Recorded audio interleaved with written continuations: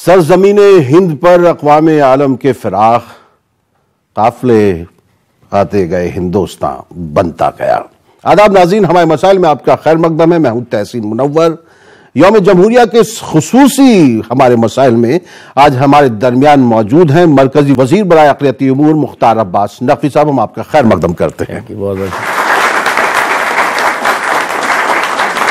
जैसा कि मैंने कहा कि ये खुसूसी एपिसोड है हमारे मसाइल का और यौम जमहूरिया के हवाले से है।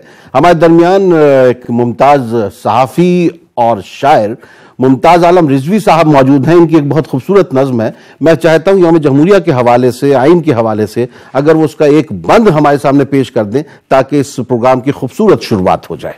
मुमताज साहब। एक गुलदस्ते जैसा है ये मेरा हिंदुस्तान, मेरा आइन है मेरी शान।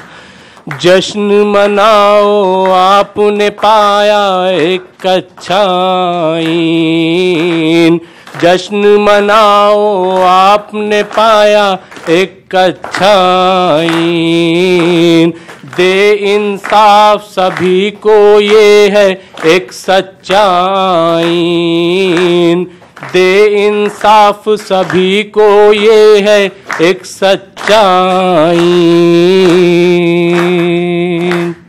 पूरी दुनिया में है इससे अपनी तो पहचान, मेरा आइन है मेरी शान, मेरा आइन है मेरी जान। बहुत खूबसूरत।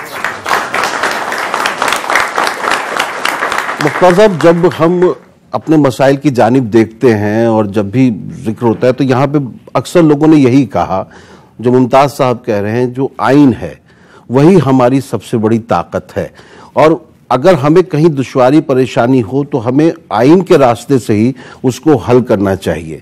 तो आपको क्या महसूस होता है आज यौम जमहूरिया के मौके पर, अगर आप कुछ बात कहना चाहें इस आइन के हवाले से और हमारे मसाइल के हवाले से? आज जब हम आज़ादी की बात कर रहे हैं तो हमको जो है वो बंटवारे के वक्त पे जाना पड़ेगा। दो मुल्क बटे, पाकिस्तान है और एक हिंदुस्तान है। वहाँ पर किस तरह का डेमोक्रेटिक सिस्टम है, वहाँ पर किस तरह का कॉन्स्टिट्यूशनल उसकी वैल्यूज़ क्या हैं, किस तरह के हालात हैं और मेरे मुल्क में है। तो हम मानते हैं कि मेरे मुल्क में डेमोक्रेसी बहुत स्ट्रांग इसलिए है कि हमारे पास एक इतना स्ट्रांग कॉन्स्टिट्यूशन, एक स्ट्रांग आइन है जो कि सभी समाज के हिस्सों की मजबूत हिफाजत की गारंटी देता है। इसलिए जो है वो मैं मानता हूँ कि कोई भी सरकार होगी, हमारी है, उनकी है, किसकी नहीं है, लेकिन वो आइन के और हमारे उस कॉन्स्टिट्यूशनल फ्रेमवर्क के बाहर नहीं जा सकती। तो जब हम अपने मसाइल की जानिब देखते हैं, गुज़िश्ता 70 वर्ष की जानिब भी अगर तवज्जो देते हैं, तो क्या आइन को हमने नाकाम किया है या हम कहाँ ऐसा हो गया कि हमारे पास मसाइल का अंबार लगता चला गया है? नहीं, मैं नहीं मानता कि कोई नाकाम है। देखिए, हमारा मुल्क जो है वो इतना बड़ा मुल्क है, हमारा 125 करोड़ से ज़्यादा लोगों की आबादी है और उसके बावजूद भी हमारी जो कॉन्स्टिट्यूशनल वैल्यूज़ हैं वो कॉन्स्टिट्यूशनल वैल्यूज़ जो हैं वो वैसे ही पुख्ता हैं। दुनिया का तमाम देश होंगे ऐसे, लेकिन मेरे देश में जो है वो अगर आज एक स्टेट में इलेक्शन होता है तो 1 घंटे के अंदर दूसरा चीफ मिनिस्टर जो है वो इस्तीफा देता है और जाकर के वो दूसरा नया चीफ मिनिस्टर शपथ ले लेता है। और किसी उसके बाद क्या पाकिस्तान में ऐसा होता है क्या? पाकिस्तान में तो ये है वो पता लगा कि वो फौज कब्जा कर लेगी। लेकिन सर वो जो तो इसलिए हम मानते हैं कि हमारे मुल्क में, हमारा मुल्क जो है वो बहुत खूबसूरत मुल्क है, हमारे मुल्क के लोग बहुत खूबसूरत हैं और जब भी कभी भी आइन के साथ छेड़छाड़ होती है या हुई तो मुल्क में रिवोल्ट हुआ है। 77 आपको याद होगा, 77 में मिसेस गांधी जैसी बहुत ताकतवर एक प्राइम मिनिस्टर थी जिनको कहा जाता था कि कोई छू ही नहीं सकता, लेकिन क्या रिवोल्ट हुआ था। पब्लिक खुद जो है वो सड़कों पे आ गई थी और न कोई लीडर था न कोई कैंडिडेट था, लेकिन लोगों ने उनको उखाड़ फेंका। और यही जमहूरियत की खूबी है। जी हाँ। तो जमहूरियत में सबका साथ सबका विकास जो है यकीनी हो सकता है, जिस नारे के साथ आपकी हुकूमत आई थी। आपको क्या लगता है कि गुज़िश्ता 4.5 वर्षों में या अब तो तकरीबन 5 वर्षों में वो हम सबका साथ सबका विकास में कहाँ तक कामयाब हो पाए? डेवलपमेंट विदाउट डिस्क्रिमिनेशन, यानी कि तरक्की बगैर तासुब के, इस कमिटमेंट को आपको जो है वो मजबूत करना होगा। और उस कमिटमेंट को हमने मजबूत करने की कोशिश की है। हमने जो है वो कोशिश की है कि कोई भी समाज का हिस्सा ये ना महसूस करे कि उसके साथ तासुब हो रहा है, उसके साथ डिस्क्रिमिनेशन किया जा रहा है। और ये शिकायत पूरे 5 साल में आप नहीं बता सकते कि कोई समाज का हिस्सा है कहे कि साहब हमको जो है वो पढ़ाई में हमारे साथ डिस्क्रिमिनेशन है, हमारे साथ नौकरियों में डिस्क्रिमिनेशन है। मैं ये नहीं कहता कि सारी चीजें एकदम सब कुछ ठीक करेक्ट हो गई, लेकिन एक नियत, मजबूत नियत के साथ इस काम को आगे बढ़ाया गया है। और उसका नतीजा हुआ कि जब हम 5 साल में कह रहे हैं आपसे, तो हम 4 करोड़ से ज्यादा लड़के लड़कियों को स्कॉलरशिप दे दिया हमने।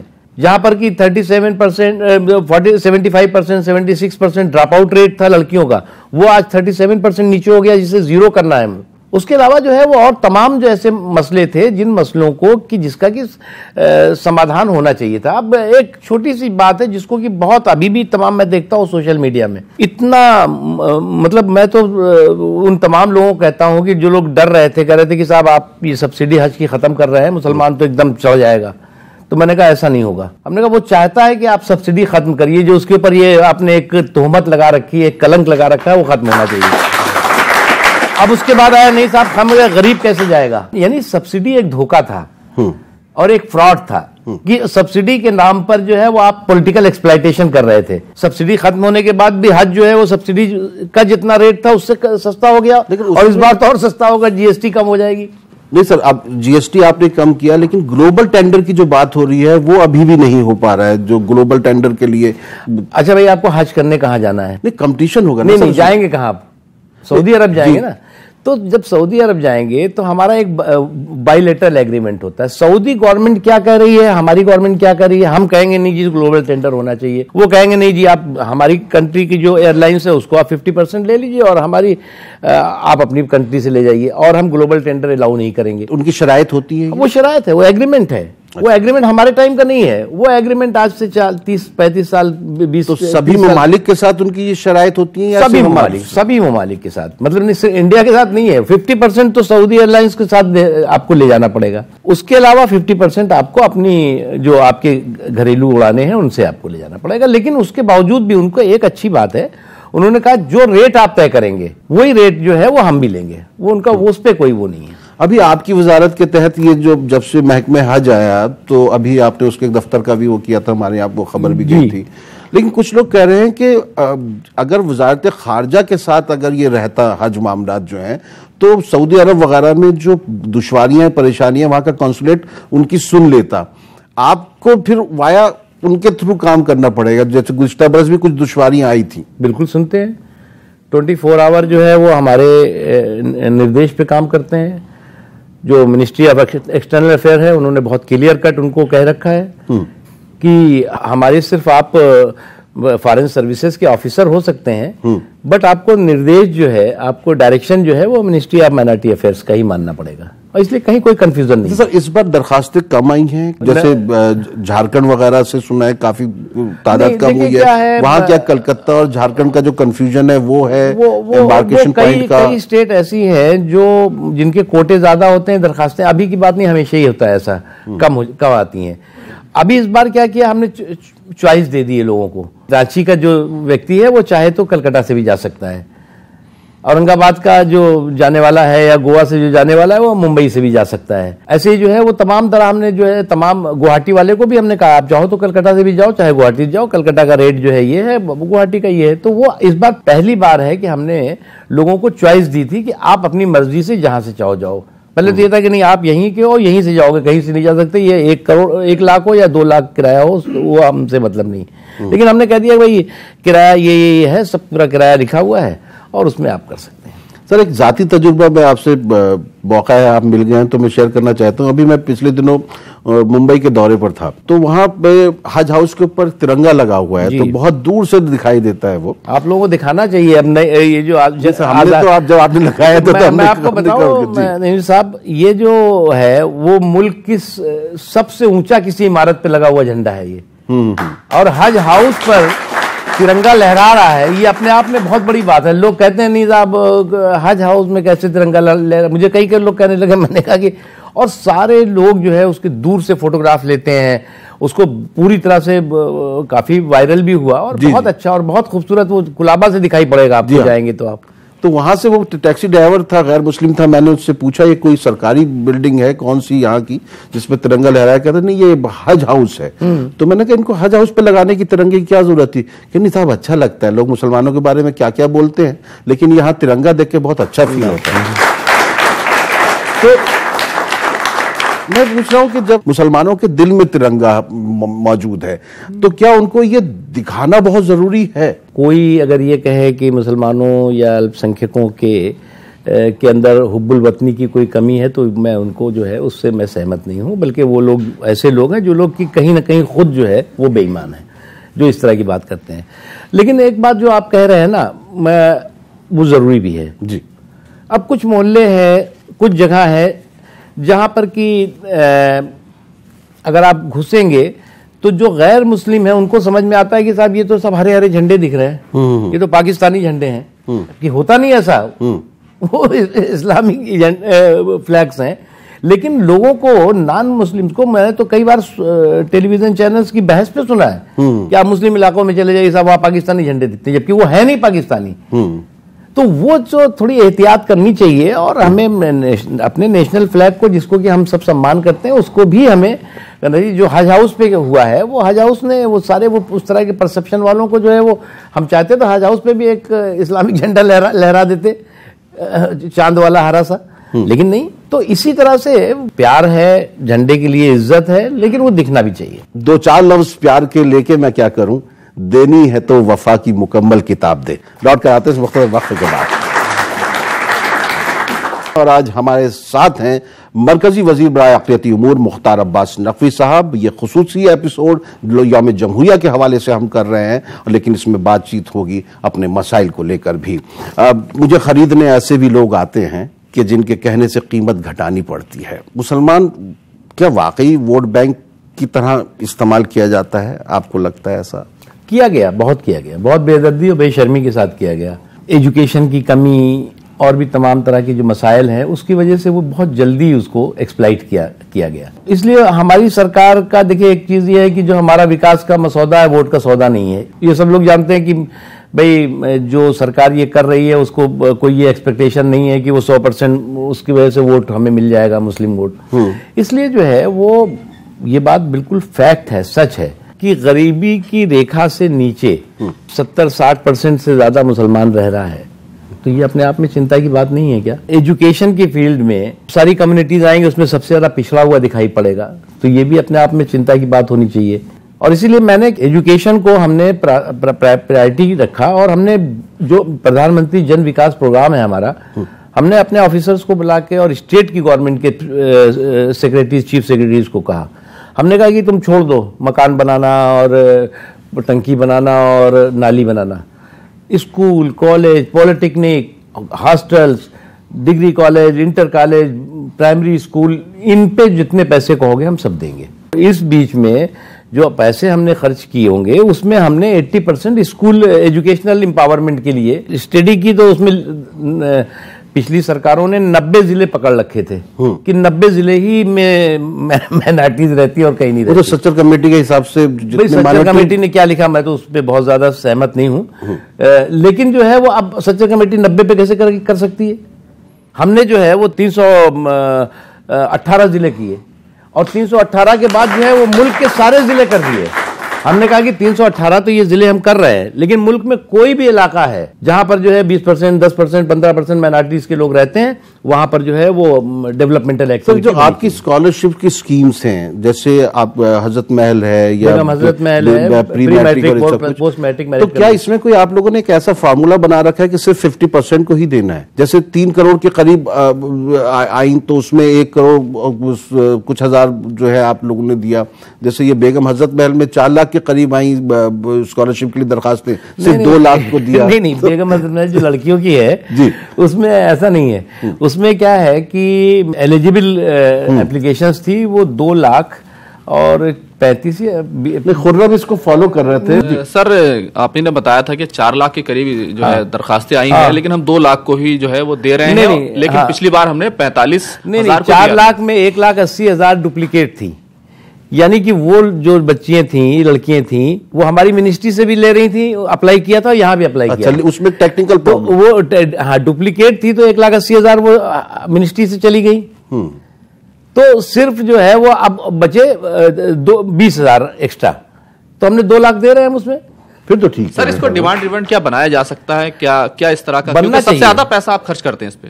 लेकिन आपको ये जब से हमने काम संभाला है, आपको मालूम है पूरे सेंट्रल गवर्नमेंट की जो स्कॉलरशिप है उसमें मिनिस्ट्री ऑफ माइनॉरिटी अफेयर्स जो है, pre matric, post matric, merit cum means और बेगम हजरत महल, ये जो है वो 90% दे रही है हम, और 10% में और मिनिस्ट्रीज दे रही है।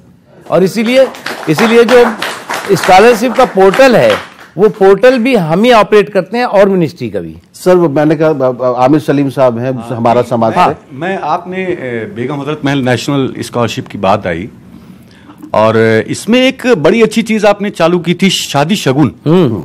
ऐसी कितनी दरखास्तें आपके पास आई और कितनी बेनिफिशियरीज हैं? देखिए, हमने ये जो स्कीम है शादी शगुन की, ये हमने 2 साल पहले हमने ये ऐलान किया था। उसमें हमने कहा था कि जो लड़कियां इंटर है, ग्रेजुएशन है, वो हमसे स्कॉलरशिप लेती हैं और कंप्लीट करती हैं आफ्टर द ग्रेजुएशन। क्योंकि हमें कई लोगों ने कहा कि साहब स्कॉलरशिप जाती है और उनके फैमिली के लोग, क्योंकि स्कॉलरशिप तो अब हमने 100% जो उनके बैंक अकाउंट में जाती है, तो लोगों ने कहा साहब स्कॉलरशिप जो जाती है उसको इकट्ठा करके और 50,000, 60,000, 70,000 हो जाता है, तो उनकी फैमिली के लोग बच्चियों की शादी कर देते हैं और वो पढ़ाई आगे नहीं कराते। तो मुझे लगा कि ये बात जिन्विन भी है, कई गरीब कई ऐसे लोग हैं जो अफोर्ड नहीं कर सकते, वो करते होंगे। तो हमने कहा कि आप ग्रेजुएशन कराओ, इससे ग्रेजुएशन तक के लिए हम पैसा देंगे, और ग्रेजुएशन कर लोगे उसका शादी जैसी होगी वैसे हम 51,000 का, अगर आपकी शादी फौरन हो रही तो, नहीं तो आप उसको FD करके आपको दे देंगे।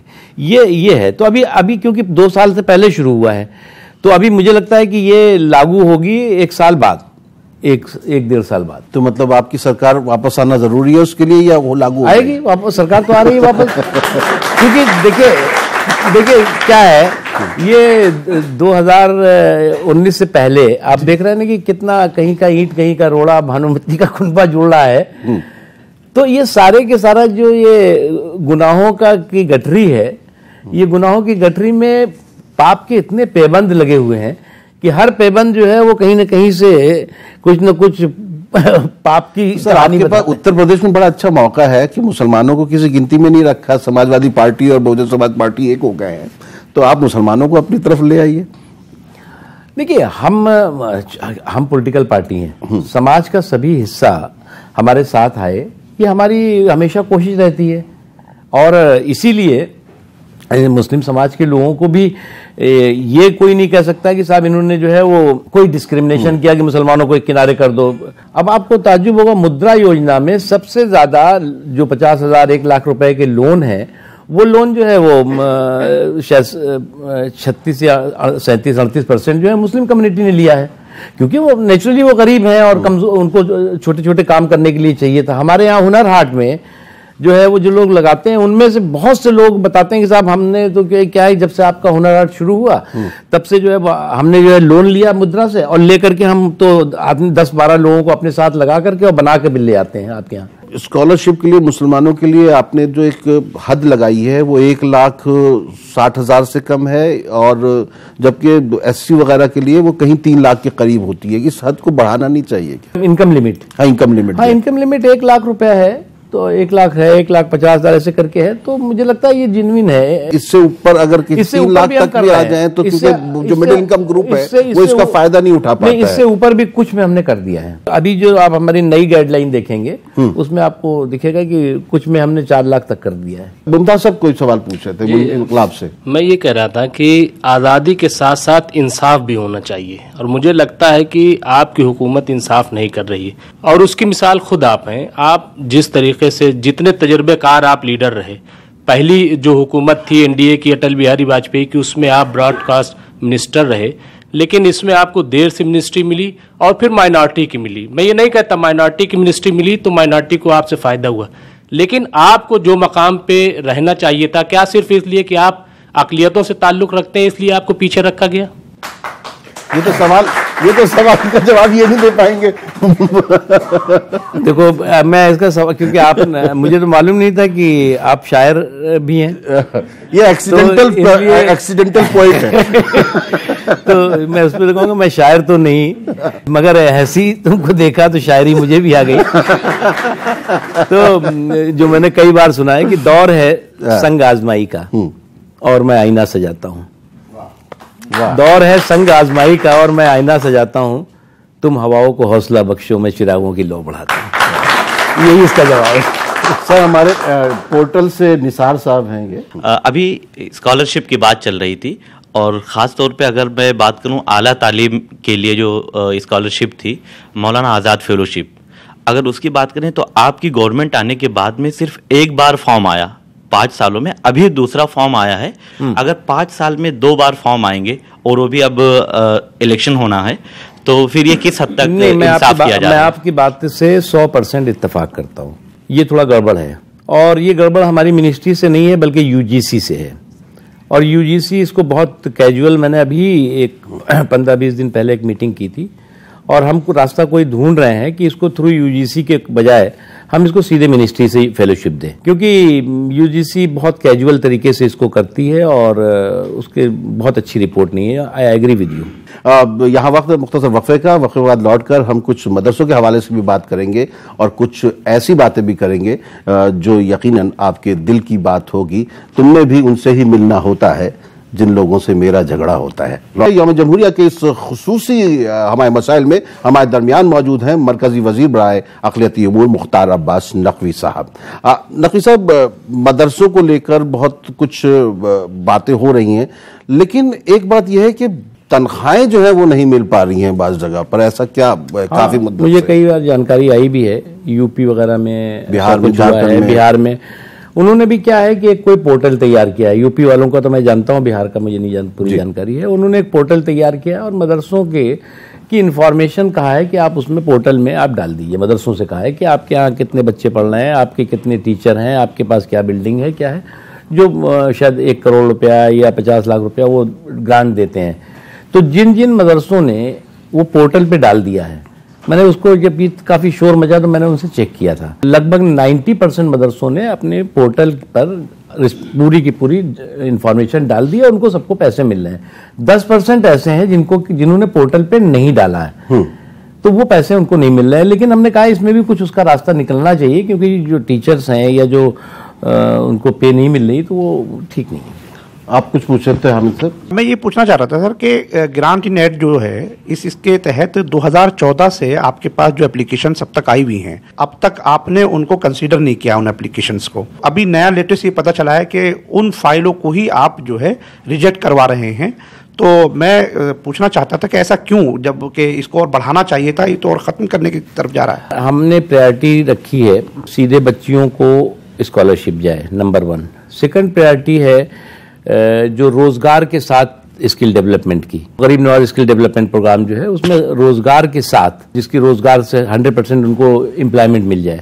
और 30 ये जो पैसा बांटने वाला काम है कि तुम आए एप्लीकेशन लेकर के कि हमको 50 लाख का ग्रांट दे दो, 60 लाख का दे दो, तो वो उसको हमने एक बार से चेक कराया था। चेक कराने के बाद उसमें बहुत फर्जी वाला था, सॉरी टू से यू। आप ऐसा है पब्लिक मनी या कौम को जो जेन्युइनली जाना चाहिए, आप जो है वो लेके यहाँ बांट रहे हैं। ले जाओ, तुम आए हो एप्लीकेशन, तुमसे थोड़ी अंदर सेटिंग वेटिंग कर ली, कर ले जाओ 20 लाख, ले जाओ 50 लाख, ले जाओ 1 करोड़। सुनिए, उसके बाद मैंने चेक कराया, मैंने चेक कराया कि साहब ये जो आदमी 50 लाख ले गया उसने किया क्या है। तो मैंने इंस्पेक्टिंग अथॉरिटी हमारे मौलाना आज़ाद के मेंबर्स को भेजा कि ज़रा चले जाओ, ये बिजनौर में ये आदमी ले गया, इसने क्या बनाया है। उसने कहा कि मैं तो 3 गर्ल्स हॉस्टल बनाऊंगा और बड़ी बिल्डिंग बनाने वाला हूँ। कुछ नहीं बनाया उसने। अब उससे या तो हम पैसा वसूल कराएं, तो हमने कहा इसको जरा सा जो जिन्विन लोग हों उनको जिन्विन लोगों को दो, और जो जिन्विन नहीं है, अब जैसे कि अभी इन लोगों ने दिया है, बड़ा अच्छा है, अंजुमन इस्लाम वाले हैं मुंबई में, उनको जो है वो बिल्डिंग को एक्सपेंशन के लिए और वो दिया हुआ है, और उन्होंने उनको शायद 60-70 लाख दिया, 80 लाख कितना दिया है। अभी आपने वो कुछ इनॉग्रेशन किया था? हाँ, वही बिल्डिंग। और अभी हमने सबसे कह दिया, हमने कहा कि ये जो मेंबर्स हैं मौलाना आज़ाद फाउंडेशन की, सब जा करके इनॉग्रेशन करेंगे। तो फिर क्या होगा कि जो बन गए हैं उसका इनाग्रेशन करेंगे, जिनका फाउंडेशन रखना है वो भी करेंगे, तो कम से कम पता लगेगा कि बनाया है तुमने कि नहीं बनाया, ग्राउंड पर है कि नहीं है कि नहीं है।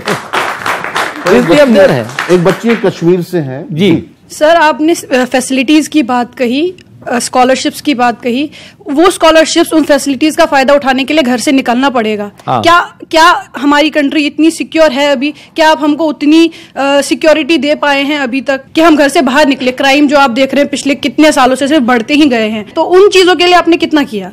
नहीं, पहली बात तो बहुत अच्छा सवाल है। आपकी बात सही है। ये जो स्कॉलरशिप है ना, ये जो है वो आप ऑनलाइन भरना है आपको। ऑनलाइन में आपकी बात सही है कि बहुत सी जगहों पर जो है वो कनेक्टिविटी की प्रॉब्लम होगी, कुछ होगी, फिर हाँ सर जैसे गुड़गांव की आज की खबर है, मैंने किसी कॉलेज में एडमिशन लिया, ओके, पढ़ने जाना तो डेली पड़ेगा। हाँ, कहाँ मुझे वो सिक्योरिटी मिल रही है कि मैं घर से बाहर निकलने की हिम्मत करूं? फैसिलिटी मिल गई मुझे, मैं कैसे जाऊं? आपका दर्द मैं समझ सकता हूँ, लेकिन एक बात आप समझ लो कि आइसोलेटेड जो 1, 2, 3 घटनाएं हैं, उनको छोड़ करके हमारा मुल्क बहुत सेफ है, सिक्योर्ड है, बच्चियों के लिए भी, लड़कियों के लिए भी। और ऐसा नहीं हो सकता है कि हमारे कोई पेंट कर दे कि हमारे मुल्क में सब गलत चीजें हो रही हैं। हमारे यहाँ जो है वो सेफ्टी सिक्योरिटी है और कॉन्फिडेंस है। अभी लड़कियों में बहुत कॉन्फिडेंट लड़कियां हैं, ऐसा नहीं है कि कोई भी उनको जो है वो कुछ कर देगा। जहां पर इस तरह की घटनाएं होती हैं वो अनफॉर्चुनेट है, बिल्कुल भी नहीं होनी चाहिए, और उसके लिए इतने कड़े कानून किसी मुल्क में नहीं होंगे जितना मेरे मुल्क में है। समाज को भी उसमें साथ आना, समाज में भी उसको साथ आना चाहिए, और महिलाओं का, लड़कियों का एम्पावरमेंट नहीं होगा तो आप आधी से ज्यादा आबादी आपकी जो है वो तरक्की के धारा से पीछे हो जाएगी। सर जो एक आपकी SPQM स्कीम है मदरसों को लेकर, उसको लेकर लोग कहते हैं कि उसका फायदा नहीं हो पा रहा है। अभी हमने जो मदरसों के ड्रॉप आउट्स हैं, मदरसे और भी स्कूलों के जो इंटर में 11th and 12th के जो ड्रॉप आउट हो जाती हैं लड़कियां खासतौर से, उनको हम जो है ब्रिज कोर्स करा रहे हैं।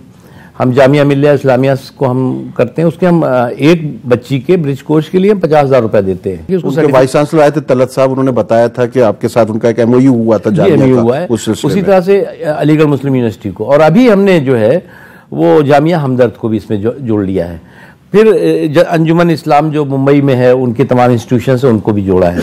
मकसद ये है कि ड्रॉप आउट होने के बाद उसके बाद तो कुछ है नहीं, वो तो बोलेगा कि साहब हम फर्स्ट ईयर फेल है, तो वो फर्स्ट ईयर फेल का कोई मतलब नहीं है, तो कम से कम उसको जो है वो इंटर्स ने किया हुआ है ये तो बता सके, तो वो जो है वो बहुत बहुत सक्सेसफुल हुआ है। सर आप की जैसे सिर्फ मुसलमानों की तो मिनिस्ट्री है नहीं, आपकी माइनॉरिटी अफेयर्स की है, लेकिन हम बात क्योंकि हमारे मसाइल में मुसलमानों के हवाले से कर रहे हैं, तो आप जितनी बातें बता रहे हैं, जितना हम सुन रहे हैं, तो ऐसा लग रहा है कि आपकी हुकूमत मुसलमानों के लिए बहुत कुछ कर रही है।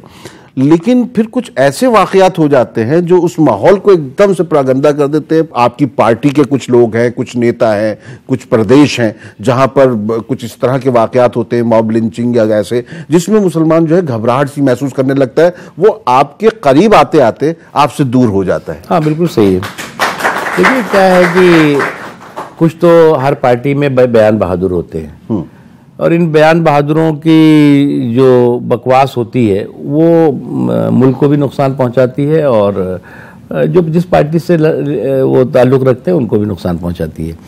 2-3 जो घटनाएं हुई, जैसे लिंचिंग की हुई, वो लिंचिंग की जो घटनाएं, चाहे वो हरियाणा में हुई हो, चाहे राजस्थान में या यूपी के, उसमें बहुत सख्त कार्रवाई हुई। अभी तक कई जगहों पे तो अभी तक उनको जमानत नहीं हुई है, जेल में है वो लोग जिन्होंने ये सब काम किया था।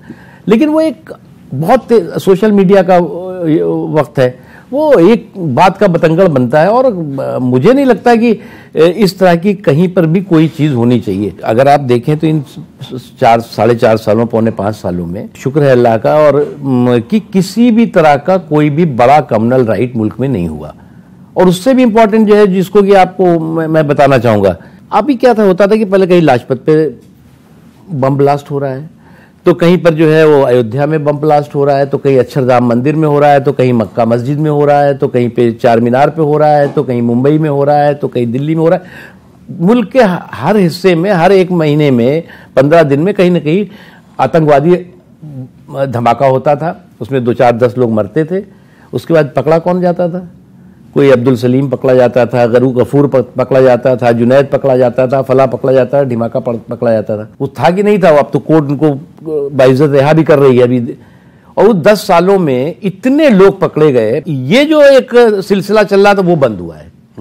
अब वो आप मोदी जी का डर देख लो या सरकार की पॉलिसी देखो, वो जो भी हो, कहीं नहीं ऐसा हो रहा है कि कहीं पर भी हंगामा हो रहा है। और इवन कश्मीर में भी एक सीमित, एक लिमिटेड इलाके में कुछ लोग करते हैं टेररिस्ट एक्टिविटी, अदरवाइज कश्मीर में भी ऐसा नहीं रह गया है। मुस्तकीम साहब कोई सवाल पूछ रहे थे जी। मौलाना आज़ाद एजुकेशन फाउंडेशन के जरिए एक अदारा कायम किया गया था, मानस, वो अभी कहाँ है, किस पोजीशन में है? अभी जिंदा है। डिटेल से बता दें तो मेहरबानी होगी। मानस है तो मानस रहेगा जी सर, एक साथ मेरे 2-3 चीजें हैं मनोहर भाई, एक साथ 2-3 चीजें हैं। एक तो मैं सेहत स्कीम के बारे में आपसे पूछना चाहूंगा। सेहत स्कीम जो पहले चल रही थी, सेहत जी, सेहत तो हेल्थ मिनिस्ट्री चलाएगी, हम क्यों चलाएंगे? नहीं तो इसीलिए रोकी शायद वो कि हेल्थ मिनिस्ट्री के अंडर में आती है वो स्कीम। मतलब हर काम हम ही तो लेकिन सर मनोहर भाई एक सवाल इसी के आगे है, आपकी मिनिस्ट्री के अंडर में अगर वो नहीं आती है तो ये मुशायरे वगैरह कहाँ से आपकी मिनिस्ट्री में? वो मैं पूछूंगा। एक हमारी स्कीम है, हमारी धरोहर, यानी जो हमारा कल्चर है, हमारी विरासत, जो विरासत है हमारी जिसे कहते हैं, तो हमारी विरासत जो है वो कल्चरल विरासत भी है, अदबी विरासत भी है, और उसमें जो है वो मुशायरा एक हमारे मुल्क की ऐसी चीज़ है जो लोगों को जोड़ती है। तो छोटी छोटी जगहों पे सरकार की, सेंट्रल गवर्नमेंट की तरफ से पहली बार हुआ है, अभी दिल्ली में जो हुआ, मुंबई में हुआ है और आगे करेंगे, तो वो उसको आपने देखा कि क्या लोगों का उसमें पॉजिटिव रिएक्शन था, वहाँ प्रोग्राम में था। हाँ जी।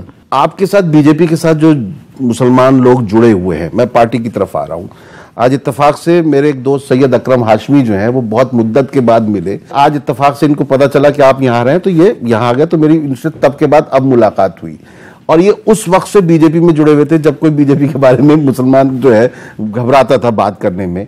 इन जैसों को क्या मिला है, मैं इनसे पूछना चाहता हूँ। आप बीजेपी में कब से हैं और आपको क्या मिला है इस पार्टी से? मैं बीजेपी में 89 से हूँ और बीजेपी के मंडल से लेकर राष्ट्रीय पदों पर सभी पर रह चुका हूँ। राष्ट्रीय कोषाध्यक्ष रहा, राष्ट्रीय कार्यालय प्रभारी रहा, राष्ट्रीय सचिव अभी था और आजकल पार्टी के लिए काम कर रहे हैं। आपको क्या लगता है कि ये पार्टी मुसलमानों के हित में काम करती है कि नहीं करती है? साफ सी बात, दिल से बताइएगा। सेटिस्फेक्शन है जब तो यहाँ है।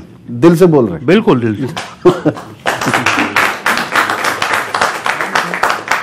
जी। प्रोग्राम के शुरू में ही एक बात हुई आइन की। मैं महाराष्ट्र की तरफ चलता हूं, हालांकि आपकी वजारत बिल्कुल बहुत अच्छा काम कर रही है। आमिर सलीम साहब की बूंद बूंद से लहजा हुआ है जहर, मैं रफ्ता रफ्ता नीम के पत्तों में ढल गया।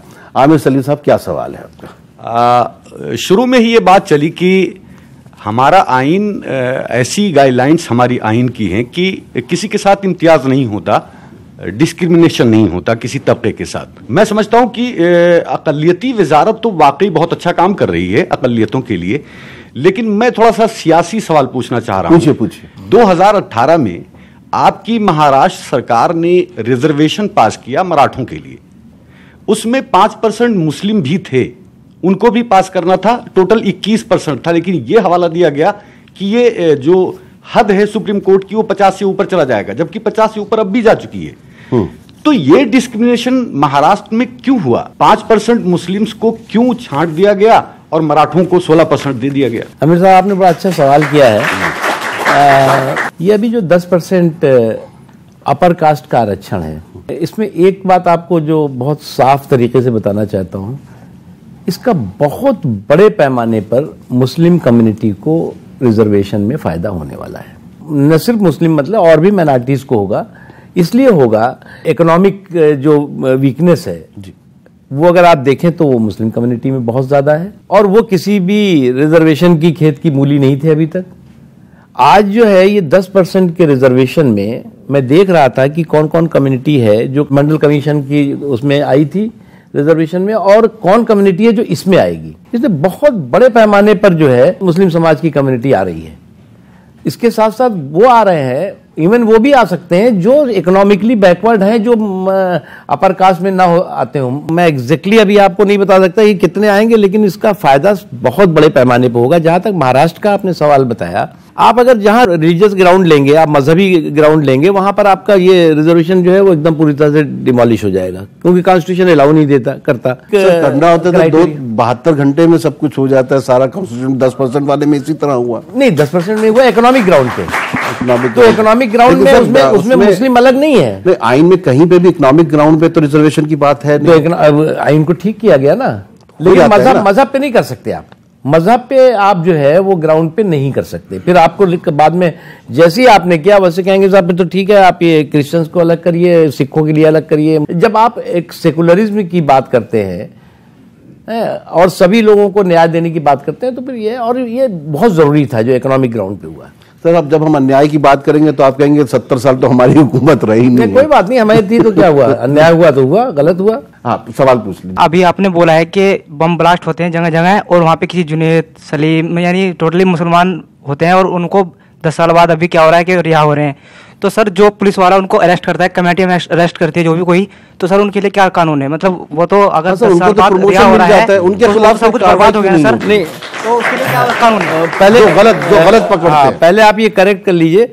हमने ये कहा कि उस मामले में गलत सही जो भी होता है उसमें कोई ना कोई मुसलमान जो है वो अरेस्ट कर लिया जाता है, ठीक है। उसके बाद अब कोर्ट जो है उसको जो है वो 6 साल बाद, 5 साल बाद, 7 साल बाद उसको जो पहले तो आपने आतंकवादी बना दिया, अब उसके बाद उसको जो कहते नहीं तुम नहीं थे आतंकवादी, तो वो तो पूरा खानदान, उसका पूरा इलाका, पूरा वो तो आतंकवादी का चस्पा लग गया उस पर। आपने जो कहा कि बिल्कुल जो ऑफिसर ये काम करता है, पुलिस का हो या कोई भी हो, और कोर्ट में जब फैसला हो जाता है तो कोर्ट को ही ऐसे लोगों के खिलाफ भी स्ट्रक्चर पास करना चाहिए और कार्रवाई करना चाहिए, ताकि वो नौकरी से चाहे उनको निकाल के बाहर करो या उनके खिलाफ कार्रवाई करो। ये मैं उससे सहमत हूँ। आपके सारे सहाफी हो जाएंगे, नहीं, बाकी लोग बस एक वो जो 10% है सर, वो सुप्रीम कोर्ट में चैलेंज हो गया है, नंबर 1। नंबर 2 ये कि 4.5 साल तक तो गिरफ्तारियां नहीं हुई है आपकी हुकूमत में। राजनाथ सिंह भी कहते रहे कि हमारे यहाँ IAS का कोई असर नहीं है और तमाम चीज़ें, लेकिन ये आखिरी वक्त में कुछ ज़्यादा ही गिरफ्तारियां शुरू हो गई हैं। तो लोग ये कह रहे हैं कि ये इलेक्शन की वजह से हो रहा है। आखिर ये आखिरी वक्त में अचानक कैसे दाइश हिंदुस्तान में घुसा है? अगर मैं किसी को क्रेडिट देता हूं तो अपने मुल्क के लोगों को देता हूं कि ये IS जैसा, अलकायदा जैसे ऑर्गेनाइजेशन यहाँ पर अपनी जड़ें नहीं जमा पाए और न जमा पाएंगे आगे भी। अमेरिका में जड़ें जमा लिया, ऑस्ट्रेलिया में जमा लिया, ब्रिटेन में जमा लिया और जगहों पे, लेकिन हमारे मुल्क में नहीं जमा पाए। उसका मेन रीजन है कि हमारे मुल्क के लोग और खासतौर से मुसलमान उसके लिए जो है कि उन्होंने बिल्कुल उनको कोई स्पेस नहीं दी। अगर कहीं छोटी मोटी इस तरह की चीजें हुई हैं उसको आप पूरे के पूरे साथ एक साथ मत देखिए।